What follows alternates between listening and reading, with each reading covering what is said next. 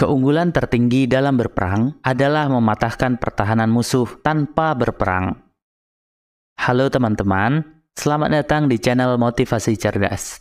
Kali ini, kami akan membagikan ringkasan buku The Art of War, Seni Berperang, karya Sun Tzu. Saksikan video ini sampai selesai agar Anda mendapatkan seluruh manfaatnya.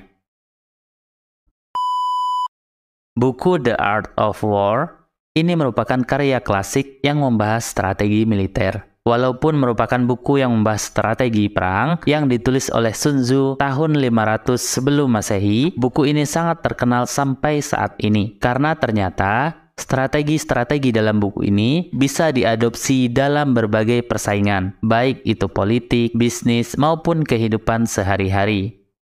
Sun Tzu merupakan seorang panglima militer dari Kekaisaran Tiongkok yang menciptakan strategi militer yang sangat hebat dan membuatnya bisa menang telak sehingga ia pun ditakuti oleh sederet musuhnya.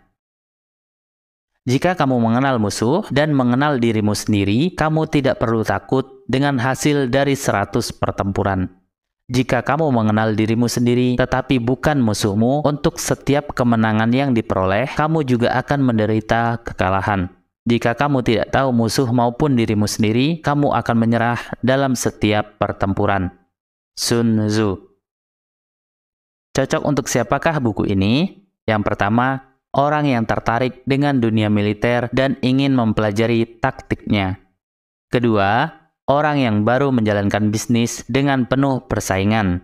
Ketiga, orang yang sedang menyusun perencanaan, bisnis, dan riset. Ada 4 poin penting yang telah kami rangkum dalam buku ini. Yang pertama, perencanaan yang cermat. Sebelum memulai peperangan, kita harus membuat rencana yang matang. Sun Tzu mengatakan, jika Anda mengetahui musuh Anda dan diri Anda sendiri, Anda tidak perlu takut pada hasil dari 100 peperangan. Jika kita memahami musuh dan diri sendiri, maka berpeluang besar untuk menang.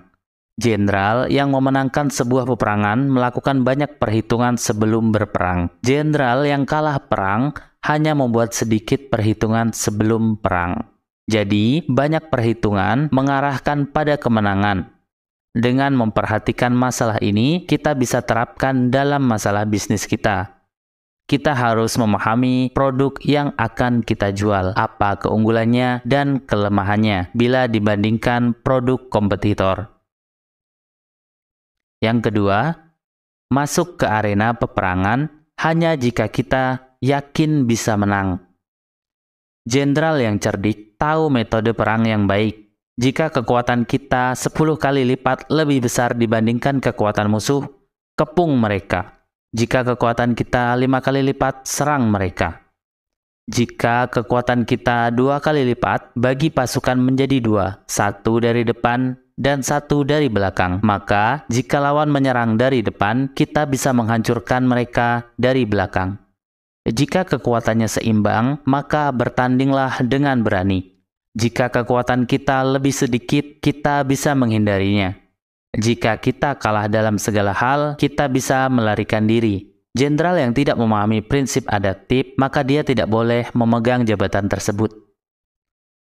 Pemenang tahu kapan waktu untuk berperang atau menghindar, sedangkan pecundang hanya tahu untuk selalu berperang tanpa perencanaan dan strategi, sehingga akhirnya kalah. Jangan pernah memasuki sebuah peperangan hanya karena emosi, tetapi masuklah hanya ketika yakin kita menang.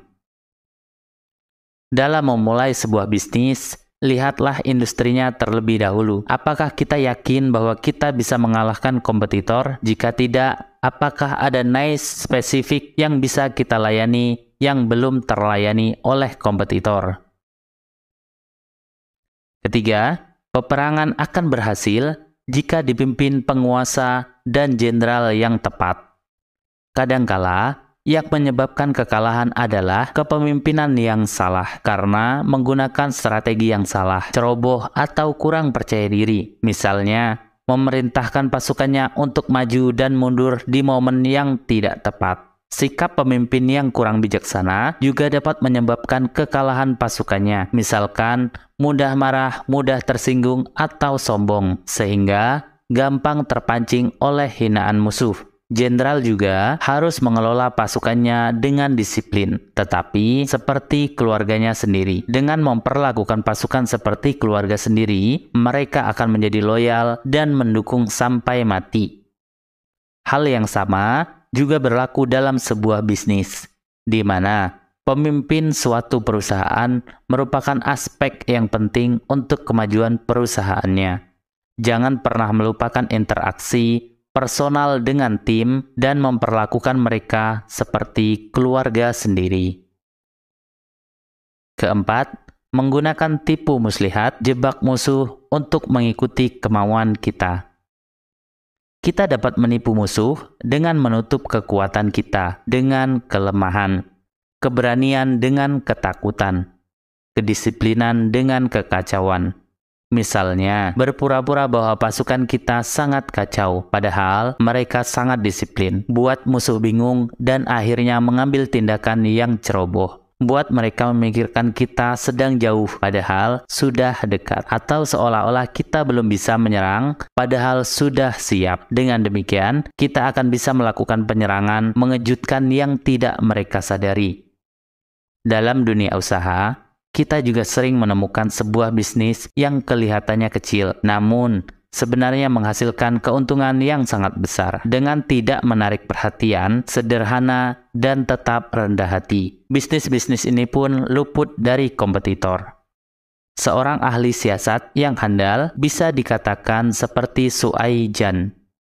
Suaijan adalah jenis ular yang bisa ditemukan di pegunungan Chang. Apabila Anda menyerang kepalanya, ia akan menyerang dengan ekornya. Apabila Anda menyerang ekornya, ia akan menyerang dengan kepalanya. Apabila Anda menyerang bagian tengah, ia akan menyerang dengan menggunakan kepala dan ekornya. Di masa damai, bersiaplah untuk perang. Di masa perang, bersiaplah untuk damai. Jalan yang mengarahkan kepada keselamatan atau kehancuran. Bertempur dalam 100 pertempuran dan memenangkan 100 kemenangan bukanlah suatu cerminan strategi yang paling hebat. Strategi yang paling hebat adalah jika ia mampu mengalahkan musuh tanpa pertempuran sama sekali. Semoga hal ini bermanfaat.